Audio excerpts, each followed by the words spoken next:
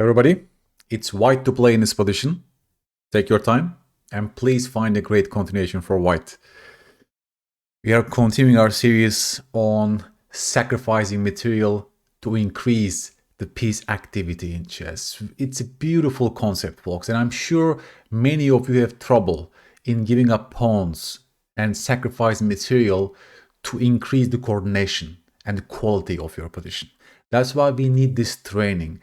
When I made the first video about this topic, you give me great feedback. You asked me to give you more of such positions, and here we go, right? We learn how to play chess like Mikhail Tal or one of those dynamic players that sometimes our own pieces or pawns can be hindrance, getting in the way of our other pieces. And in those positions, we should be willing to sacrifice material, to give up material to make our pieces, other pieces happy, okay? So, I'm sure you heard about the opposite color bishops, folks. They favor the attacker in the middle game, right? Because imagine that we start attacking the black king on those light squares. This bishop can no longer cover those light squares, right? So hence the advantage of the opposite color bishops supporting the attack. Thus, I want you to formulate a good plan, attacking plan here for white. What do you see? Folks, you're a great player if you notice this attacking potential on that diagonal. And you're a great player if you've played f6. It's a clearance pawn sacrifice for the sole purpose of creating a battery on that diagonal and starting an attack against the black king. Black is helpless. If they take on f6, can you tell me the next move? Bishop d3, of course, creating a mate in one thread. You already can see, right? Light squares attack, and black is having trouble guarding that square itself. f5 takes, queen g6. What should we do? You can stop the video. Yes, that's a nice double attack. Tactics favor good positions in chess, and that's exactly how the game finishes. White wins a bishop after queen g7, of course, right? And we obtain a winning advantage. Going back to this first position, folks, what are the signals for us to find this move? Right? So it's all about helping your pieces. How can I help my pieces? What are the typical imbalances in this position, right? Can I coordinate and activate my pieces? And that's how we find this idea, because that's an idea-based move. You should see this idea of creating a battery first, yeah? So then f6 becomes an option for us to make our pieces happy. The bishop sucks right now, yeah? The bishop is a bad piece. So by pushing f6, you also make your bishop a much happier piece. And that's why we are training. That's why we need this kind of training to open your mind, to sometimes perceive your pawns like this as a mere hindrance, getting in the way of your other pieces. After f6, in fact, there is nothing for black. Yeah, if they do go bishop d6, then I guess h4, there are many moves here for us. h5 is fine. I don't want to yet take on g7 and do this, because then black can maybe defend like this, right? So we want to keep the tension. I think h5 is actually much nicer after bishop d6. And we are slowly, right, preparing this advanced on the king's side. For example, there are many ideas like h6 or g6 in this position. There are several plans. We are not in a hurry. Can black go g6? You can tell me. Let's go through this line, folks. Of course, we take on g6 first. Here, I'm sure many of you have seen queen takes g6, but I want you to take a step back, give yourself choices, and maybe find a much faster finish for white. Please stop the video, folks. Congratulations if you found this forcing finish. Rook h7, rook h1, right? Beautiful. Queen g6, that's mate on the board. You see the direct effect of our initial pawn sacrifice with f6 in organizing an attack on the king's side. Why are we attacking in this position? Because look, the kings have castled on opposite flanks, right? So in this middle game, the most important thing is attack. So you see the orientation phase, goal setting, very important. These are all the signals for you to play dynamically in this position, right? The kings on opposite flanks plus the opposite color bishops on the board, right? So that's why it's so crucial to read the board in chess, to understand the basic imbalances, because then good ideas will come to your mind naturally. Let's continue with this chess classic. Nimzowitsch and Tarrasch.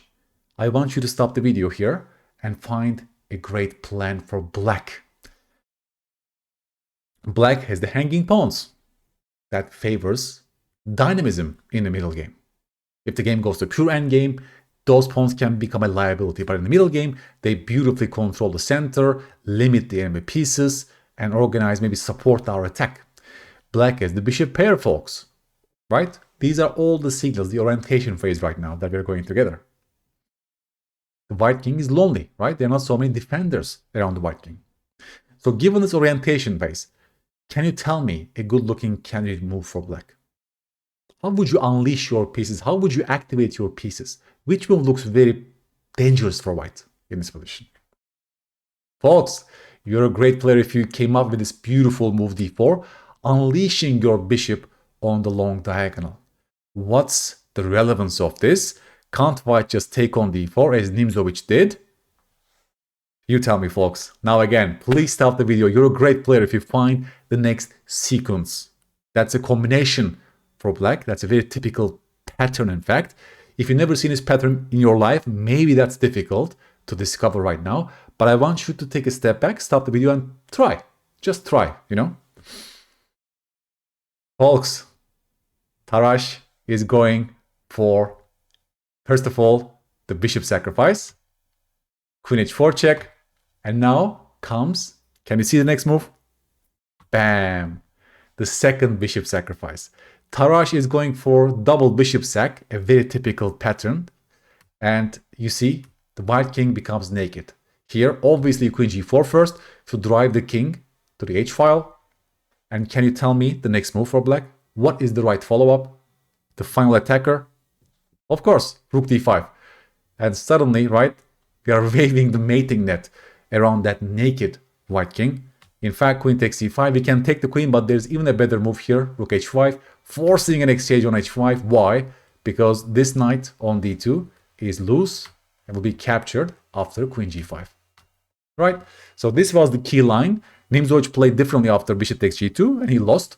But this is the main idea, right, behind this double bishop sack, folks. I'm going to that moment again, right? You see, strong players, they notice this dynamical potential in the position and they don't hesitate giving up pawns for that cause. Bishop h2 first, again. Queen h4 to drive the king to g1 first.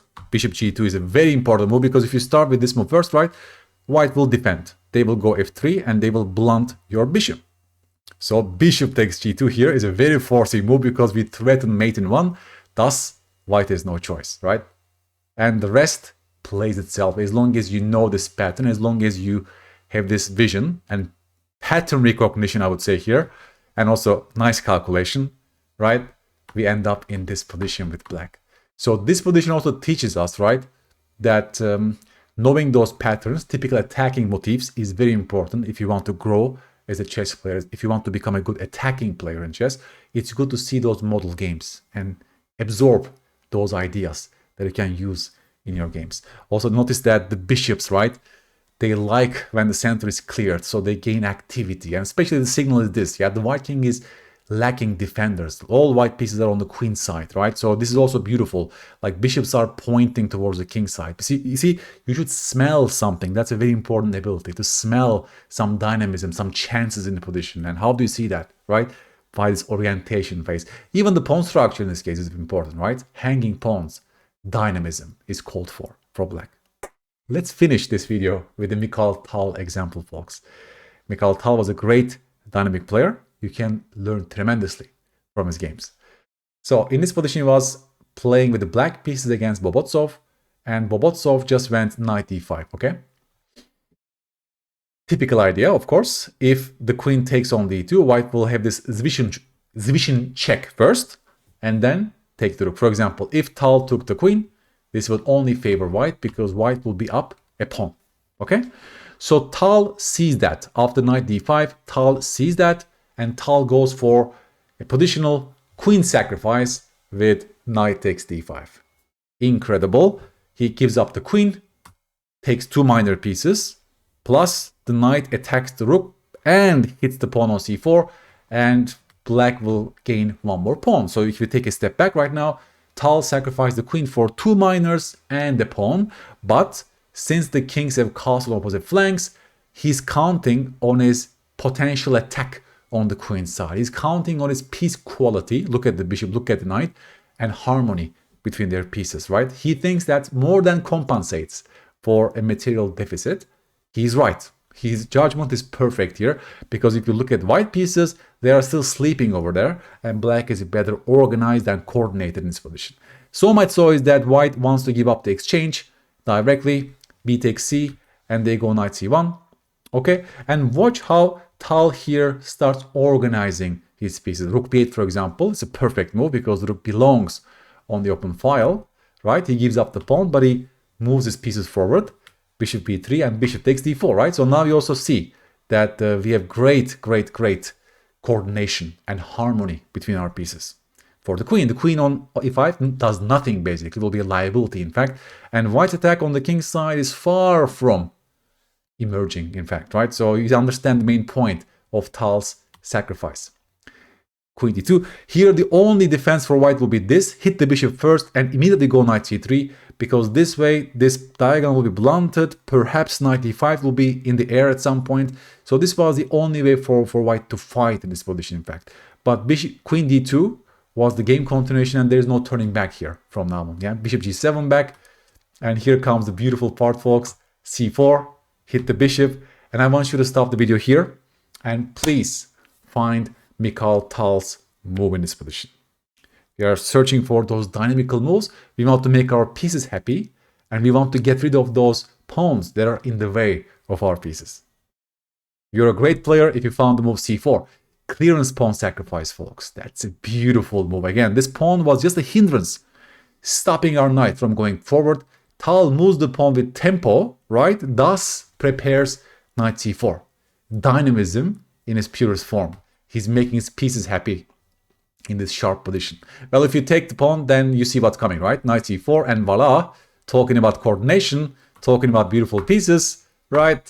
The game will be very over soon. Black, in fact, in this position has a completely winning advantage. Look at the black pieces, folks. Incredible harmony, beauty. You can even do this in this position, bishop e6 and rook b8 or rook c8. White's king is so much exposed and there's no turning back, right? So after c3, white did not want to take that pawn, but now Tal simply takes on b2 and claims that pawn is huge, plus these things are in the air, knight a4s, knight c4s at some point, right? Knight a3s. So this is also quite a tough position for white to play. Simple move, bishop b7. He's preparing this other rook to join the action, right? Just look at this. He takes his time, you know? Beautiful. White has no attack and black has harmony. Knight a4 is a nice move, folks. He's now preparing knight c3, thus exchanging of white's only good piece instantly, plus the bishop also joins the attack. Black has the bishop pair. In fact, black is completely winning this position. I will show you how the game ended. The game is also a beautiful finish. Rook c8 again, harmony and coordination. You see the threat, right? Rook c1 is a big threat right now. White, in fact, has no defense. And Mikhail Tal goes rook c1 check, and white resigned here. We can see how the game could have ended. King a1. There are three different mate in ones here. Which one would you prefer? Would you prefer rook a1 mate? Would you prefer b1 equals queen mate? Or maybe you would tell me the most aesthetically pleasing one is a b1 equals bishop mate, right? Look at this. I think that will be a nicer finish for the game. Since he gave up the queen, right? I would say Mikhail Tal would maybe show off by playing b1 equals bishop. Anyways, so this was a beautiful game, folks. If you go back to the initial position here, right? Mikhail Tal senses that this position gives him great chances if he sacks the queen for piece activity and coordination, right? He doesn't mind giving up material. That's the bottom line. He's trusting his piece potential and dynamism. And this, of course, involves some feel, right? We're talking about feeling for the pieces. That's how you define dynamics in chess, right? Potential for the pieces is dynamics in chess. Of course, he was a wizard. He was a genius to sense these long-term factors and dynamism in the position. And by studying those games carefully, by really trying to guess the moves of players like Tal, right, we could also get better at this. At least we can open our minds sometimes to sacrifice material to make our pieces happy. I hope you love this video. I will leave you with this beautiful clearance pawn sacrifice c3, which gives black a competitive winning position to, again, right, give a wow to Mikhail Tal, respect all the geniuses in chess history, and hopefully become more dynamic players that shows us the true beauty of chess, because chess involves trade-offs between material, quality, and time, right? There are three different dimensions in chess, and we should not only, right, focus on the material aspect, but we should slowly open our minds to quality and also the time element in chess. That's why chess is one of the most beautiful games in the world, and I hope that I spread my passion for the game to you folks. Thank you so much.